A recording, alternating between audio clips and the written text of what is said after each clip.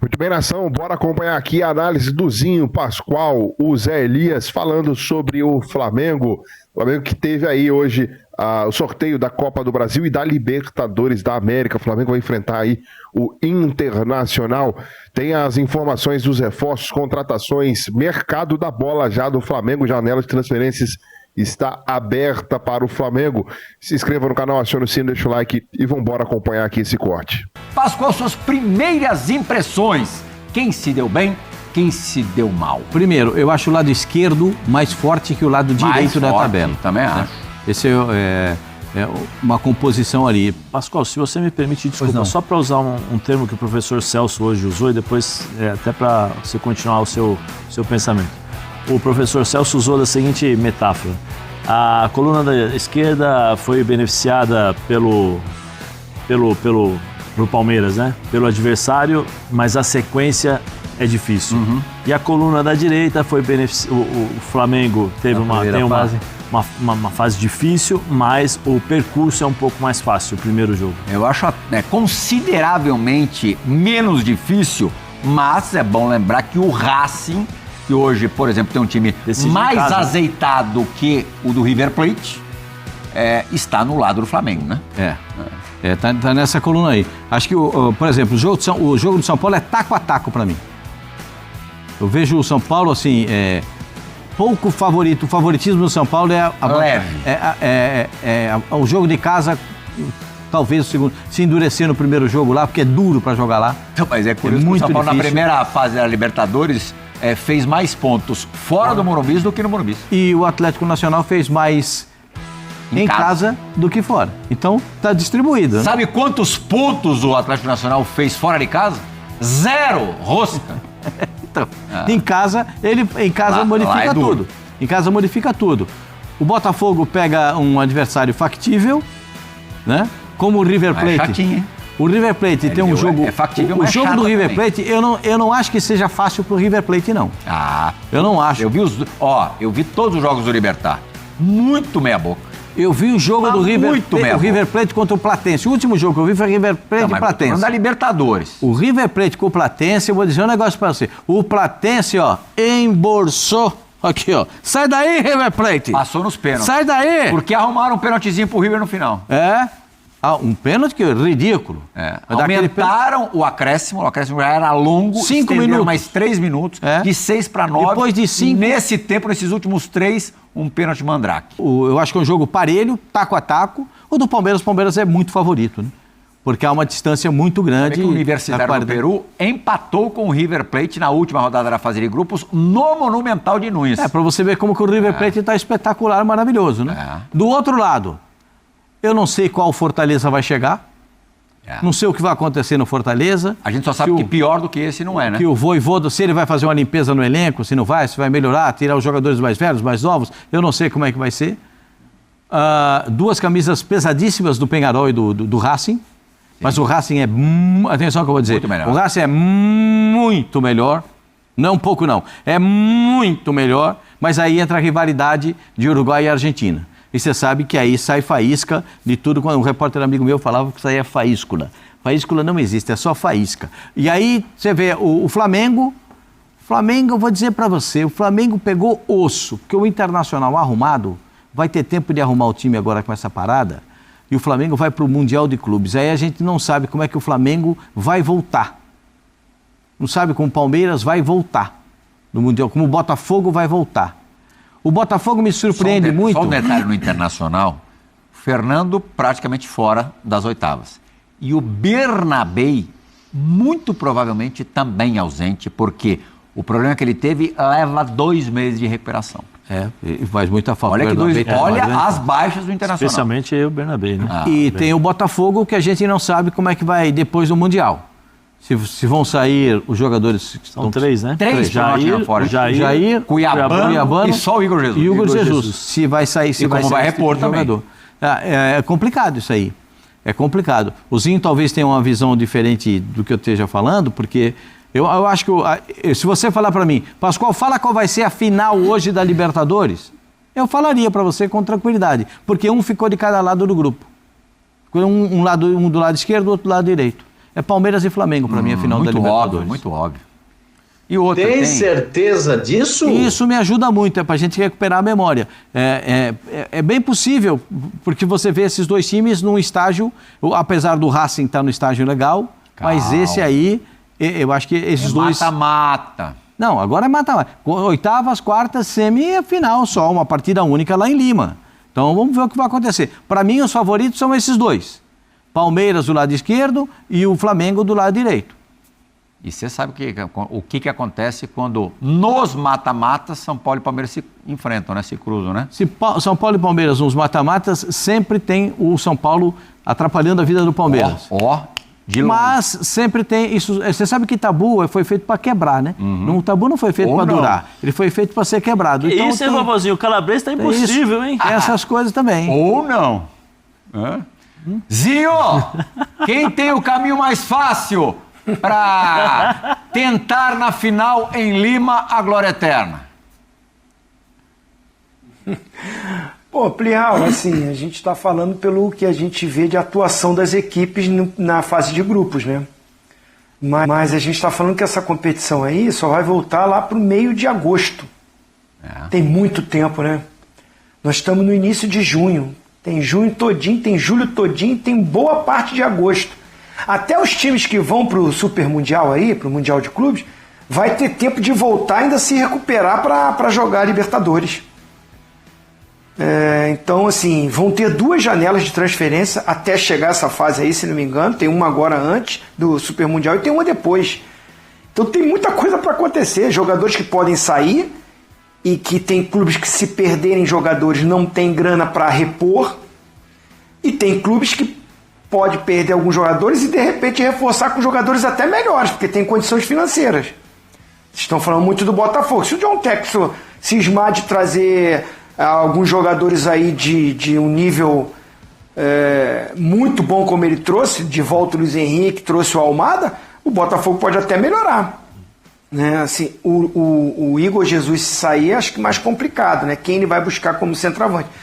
Mas na zaga, o Jair, acho que o Jair nem é titular do Botafogo. Ele está de titular porque o Barbosa e o Bastos estão fora.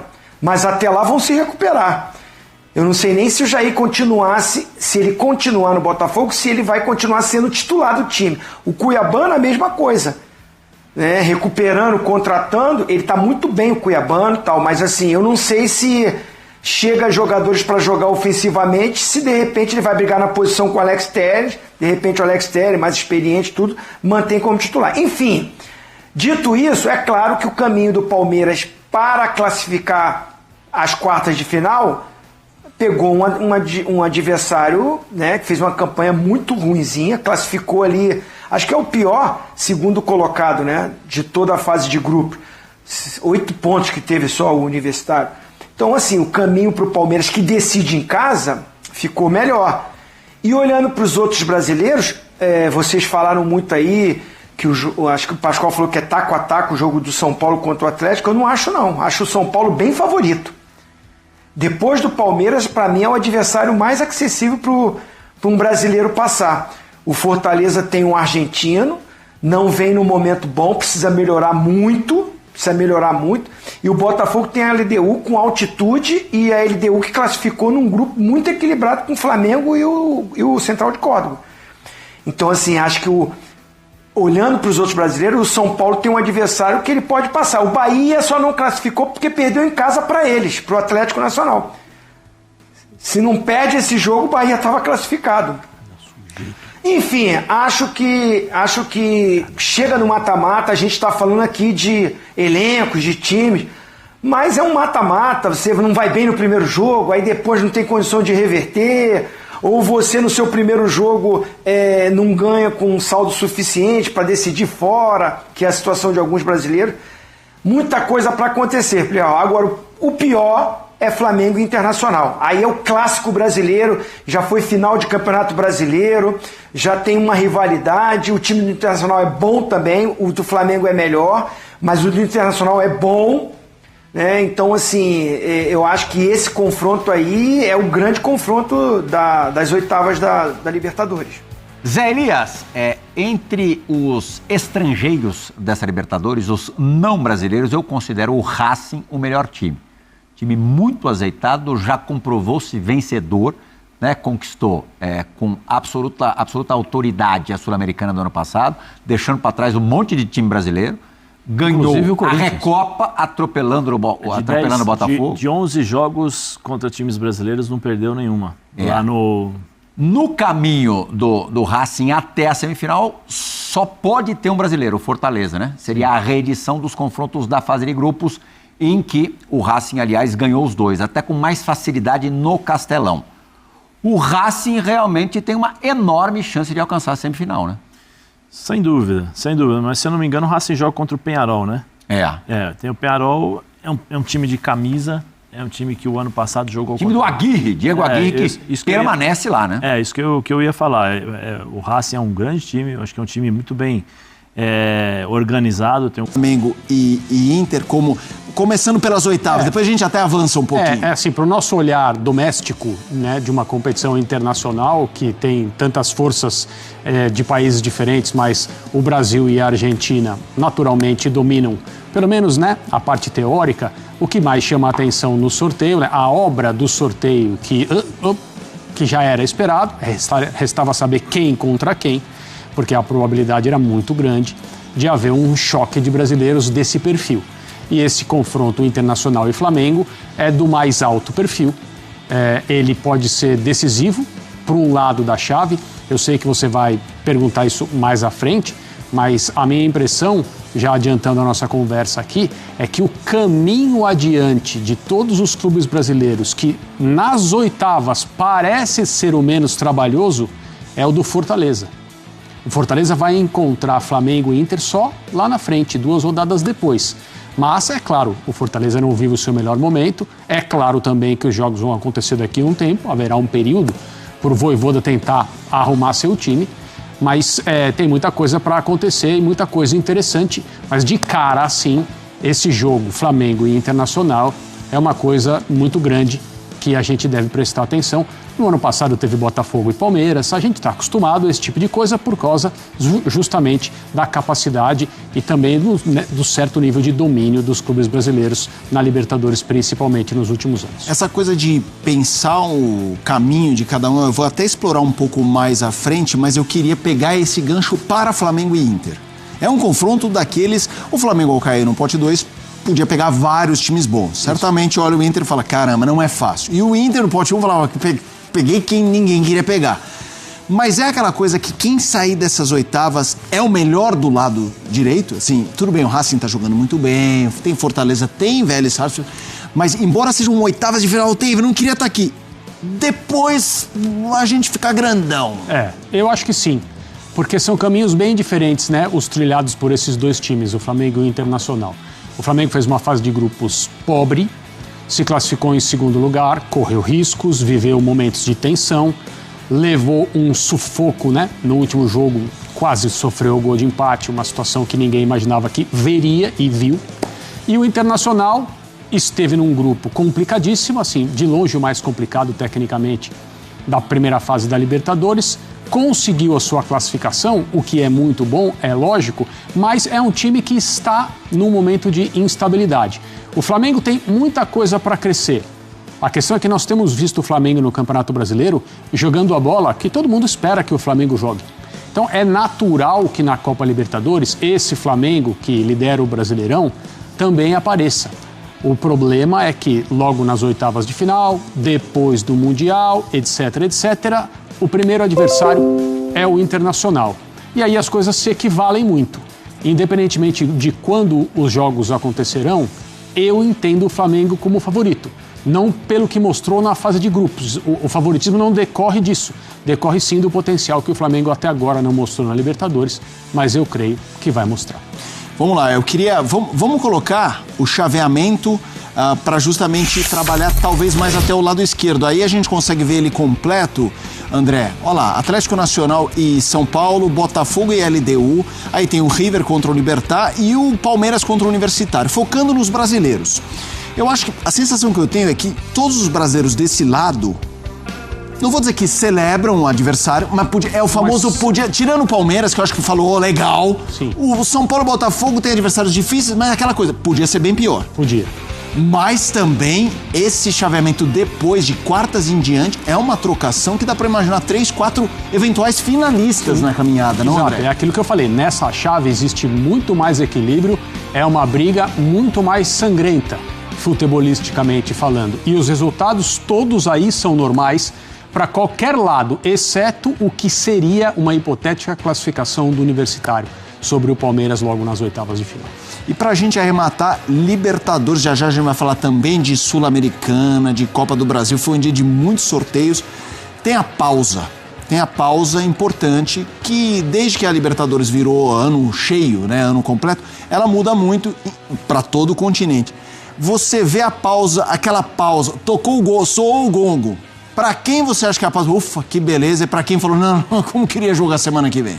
Nesse contexto. A pausa vai ser muito boa pro São Paulo, porque evidentemente São Paulo não tem campeonato mundial para disputar, então ele vai poder se concentrar nos seus defeitos, nas suas carências e nos seus problemas, pensando sempre em melhorar. Com tempo e bom trabalho, a tendência é essa. A pausa é maravilhosa para o Fortaleza. Primeiro porque dá uma esfriada no ambiente, o Fortaleza está num momento complicado. O Marcelo Paz, que é quem comanda o departamento de futebol, toda a rodada praticamente, seja de um campeonato ou de outro, tem que dizer: Vojvoda está seguro, Vojvoda vai continuar, não vamos mexer na comissão técnica. Né? E isso é um sinal claro de uma pressão enorme externa e também interna. Essas equipes eu acho que têm muito a se beneficiar. Aqueles que vão disputar o Mundial de Clubes, eles não estão pensando na Libertadores agora. Não existe como fazer isso.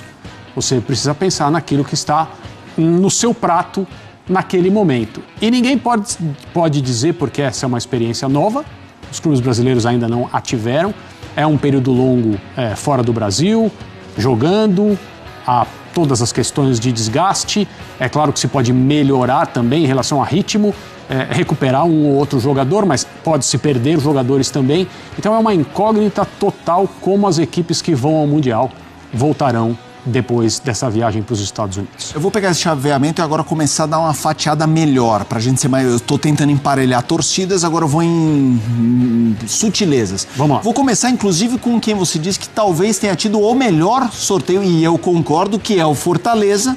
Muito embora o momento do Fortaleza não faça a gente olhar e falar, que beleza, vai chegar na semifinal. É por isso. Mas assim, o Fortaleza, caso se arrume, como é que você vê com o Vélez o Fortaleza? O Fortaleza, na boa fase, é favorito nesse confronto? Eu não diria que o Fortaleza é favorito, porque o Vélez é uma equipe que tem tradição, o confronto Brasil e Argentina é sempre complicado, e embora o Fortaleza tenha nos últimos anos acumulado experiência nas competições sul-americanas, se você comparar com as equipes que são tradicionais na Copa Libertadores, ele ainda vai precisar, como se diz na gíria, comer bastante arroz com feijão.